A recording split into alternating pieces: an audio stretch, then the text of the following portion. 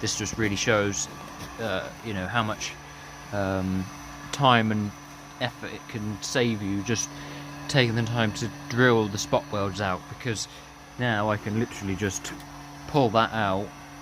and I've not cut into the original fixings and plates. You know, you could have mangled that with an angle grinder and cut it all out, and then you would have had to do twice the amount of work, you know, replace this bit and whatever other bits you'd cut out, and then obviously you've also lost your references, so you're then going to make it out of shape, and yeah, it's just not going to